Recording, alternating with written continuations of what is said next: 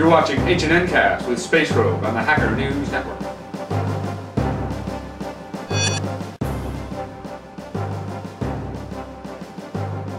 HNN is sponsored by Astaro, simplifying security. Become a sponsor. Email sales@hackernews.com. This is Space Rogue for the Hacker News Network, and this is HNNCast for the second week of January 2010. This week's top story is a big one. Google claims that it and at least 34 other top firms have been attacked by the Chinese government. Some of the other attacked companies have been identified as Yahoo, Symantec, Juniper, Northrop Grumman, and Dow Chemical. As a result of these attacks, Google has threatened to completely pull out of China. Google says it has notified the other companies and is currently working with U.S. authorities regarding the attacks.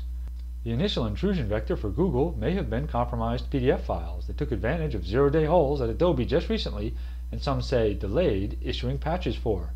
Once inside the various companies, the attackers dropped the Hydrax Trojan and focused on the email accounts of Chinese activists, as well as proprietary source code. The information was then routed through a compromised server at Rackspace and other ISPs before being sent overseas. A separate attack vector involved a zero-day vulnerability in Internet Explorer, which allows local user privileges and is then used to also drop the Hydrax Trojan among a dozen other pieces of malware. These recent attacks are very similar to targeted attacks using PDF files sent to over 100 companies in July of last year.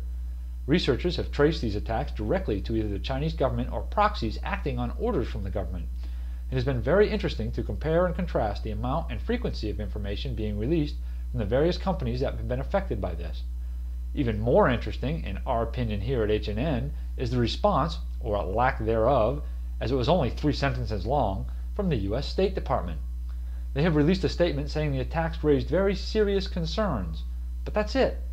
Whatever happens with this story, we hope that the 360 million internet users in China can somehow benefit from all of this.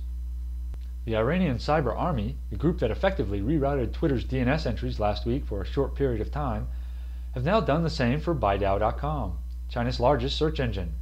The search engine was redirected for a little less than 2 hours.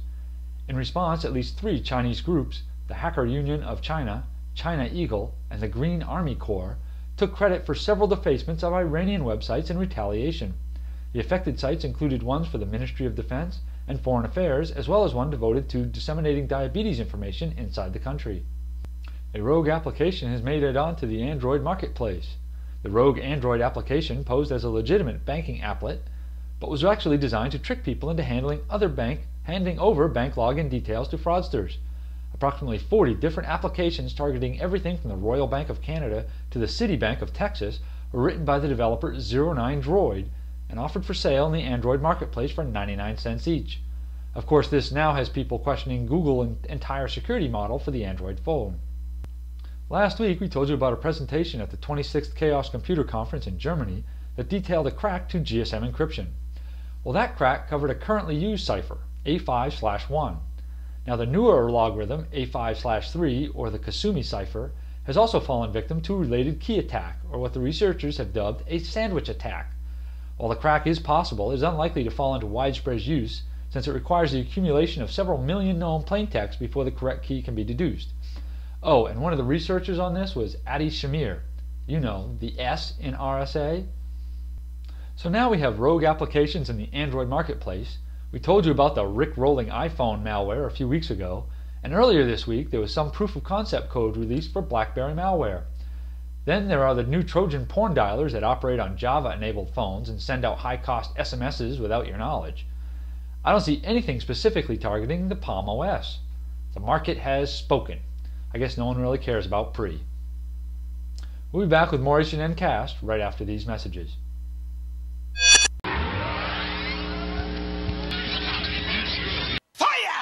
Sexy, stylish, impress your crew, intimidate lamers. Bye, bye, bye, bye, bye, bye, bye, bye, bye, bye. Hacker News t-shirts, $25 at www.hackernews.com. The folks over at SourceSec Security have found a major flaw with Doh-Link routers. The flaw in the Home Network Administration Protocol can allow an attacker to bypass the CAPTCHA security feature and give them full access to the user's internal network. The flaw affects at least the DI-524, the DIR-628 and 655, and probably others. A U.S. Army website that helps military families find housing has succumbed to an SQL injection attack. The security of onestop.army.mil was breached by TinCode, who posted his findings on his blog. The flaw exposed database names, usernames, and plain text passwords. TinCode has taken credit for previous high-profile SQL flaws such as those at Yahoo, Apple, NASA, and Kaspersky, among others. Onestop.army.mil was offline for at least a week following the publication of the flaw. Boulder Police and the FBI have announced they know who defaced the web pages of 2 Boulder, Colorado area synagogues and the Boulder Rabbinic Council, but they aren't saying. According to the FBI, the perpetrators came from abroad, but that the agency is not releasing the country the messages came from or even what region of the world because, quote, there is no investigative value in releasing that information, unquote. No investigative value? Maybe to most people, but some of us would find that information very useful. Crap like this makes me wish I had more time to file Freedom of Information Act requests, because now I have to wonder if they actually did any investigation at all, or just making stuff up to cover their asses. In a rather embarrassing incident, the website for the Pakistani National Response Center for Cybercrimes was recently defaced.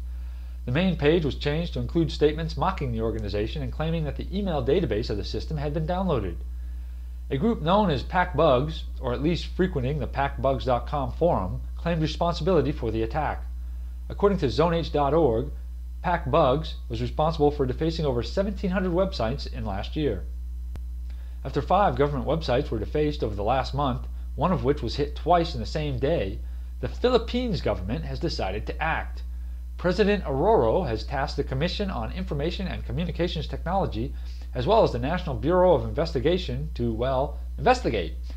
Huh? No mention of updating security policies or applying software patches. No, they're just going to investigate. Well, good for them. These recent defacements have led many people to question the security of the upcoming automated elections in the Philippines. The head of the Commissions on Elections has stated that if anyone messes with the election systems, they will face life imprisonment. Of course, that would rely on the previous investigation being successful. And my favorite story on HNN, Solo, aka Gary McKinnon.